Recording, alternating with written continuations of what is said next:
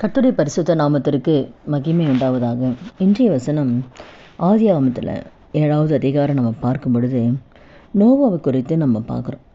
நோவா ஆண்டவர் தனக்கு என்னெல்லாம் கட்டளை கொடுத்தாரோ அந்த கட்டளைக்கெல்லாம் செய்கிறான்.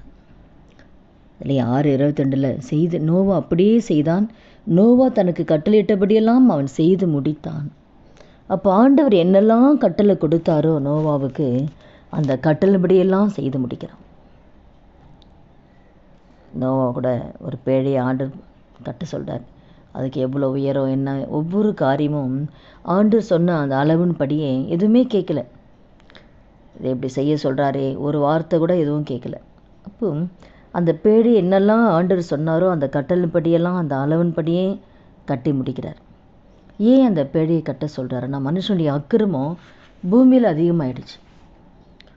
பூமியில் அதிகமாகி மனுஷனுடைய இருதயத்தின் நினைவு தோற்றம் கூட எல்லாமே பொல்லாதா இருக்குது. அது ஆண்டவர் பார்க்குறாரு. நம்ம ஏன் தான் அந்த மனுஷன் உண்டாக்குன்னு தெரியலையே.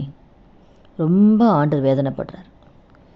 ஆண்டவர் மனஸ்தாபப்பட்டாராம், மனுஷனை ஏன் நம்ம உண்டாக்கணும். அது அவர் இருதயத்துக்கு விசனமாக இருந்தது, துக்கமாக இருந்துச்சு. சரி, நம்ம அந்த இருதய துக்கமாக இருந்த உடனே சரி இந்த மனுஷன் இந்த உலகத்தில் வைக்கவே கூடாதுன்னு சொல்லிட்டு தான் மொத்தமாக அழிக்கணும்னு பண்ணுறார்.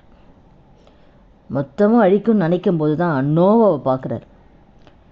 நோவா ஒருத்தரை பார்க்கும்போது நோவா ஆண்டவருக்கு பிரியமாக வாழறத அவர் பார்க்குறாரு. மொத்தமாக அழிக்கிறது தான் ஒரு பிளானு.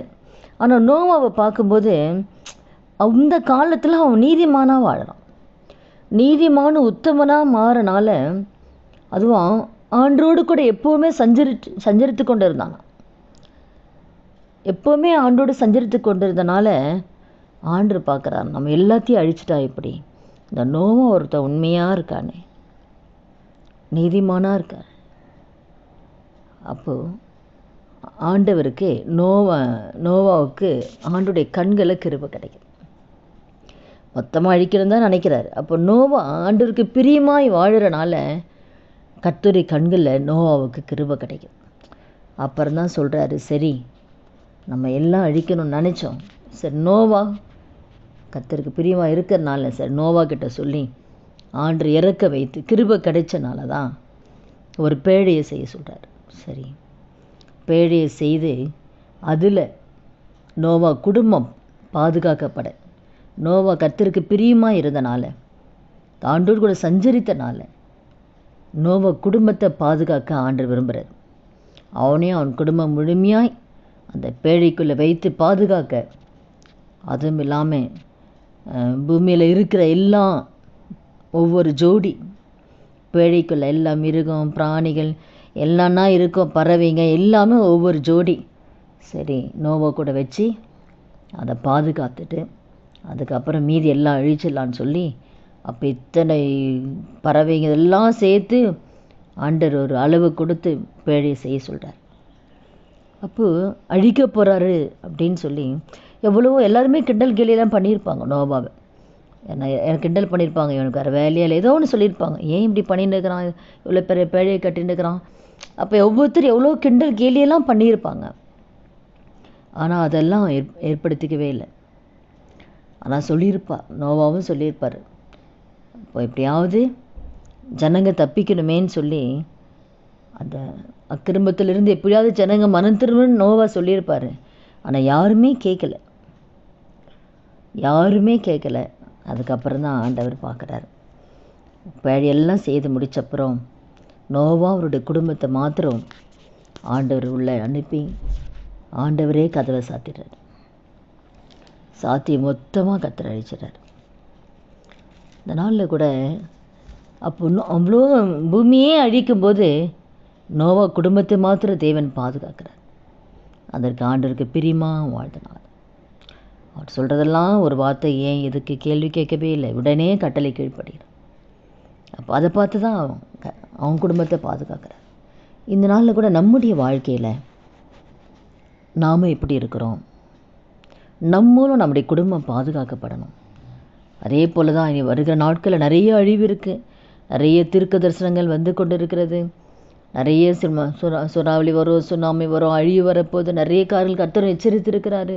இயற்கை பேரழிவுகள் வரும், வேதத்திலையும் போட்டிருக்கு. அப்போ உலகத்தில் வரக்கூடிய இந்த இயற்கை பேரழிவிலிருந்து நம்மை பாதுகாக்க, நம்ம குடும்பத்தை பாதுகாக்க ஆண்டவருடைய கண்களில் நமக்கும் நம்ம குடும்பத்துக்கும் கிருபை கிடைக்கணும்னா நாம் நோவாவை போல நீதிமானாய் நம்ம வாழணும். உத்தமனாய் நம்ம வாழும்போது, கர்த்தரோடு கூட சஞ்சரிக்க முடியாது நம்ம வாழும்போது, கர்த்தருடைய கட்டளைக்கெல்லாம் நம்ம கீழ்ப்படியும் போது நம்மையும் நம் குடும்பத்தையும் தேவன் பாதுகாப்பார். அவர் உலகத்தையே அழிக்க நினைச்சா கூட நாம் கர்த்தருக்கு பிரியமாய் நம்ம வாழும்போது நம்ம குடும்பத்தை தேவன் பாதுகாப்பார்.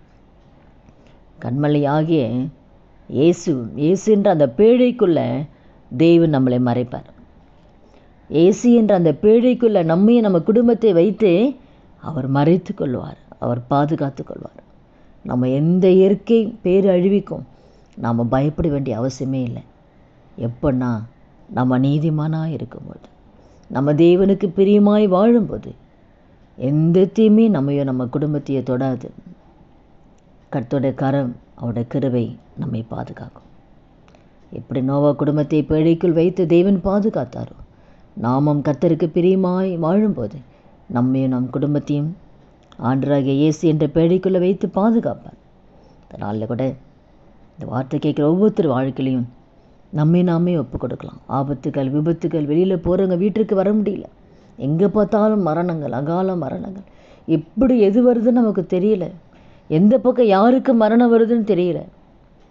எல்லா அக்கிரமங்களுக்கும், பாவத்துக்கும், மரணங்களுக்கும் விலக்கி நம்ம பாதுகாக்கணும்னா தேவன் இல்லாவிட்டால் நமக்கு எந்த பாதுகாப்பும் கிடையாது. கர்த்தர் நமது பக்கத்தில் இராவிட்டால் எந்த பாதுகாப்பும் கிடையாது. கர்த்தர் நம்மோடு இல்லாவிட்டால் எந்த பாதுகாப்பும் கிடையாது. அவருடைய கிருபை மாத்திரம்தான் நமக்கு பாதுகாப்பு.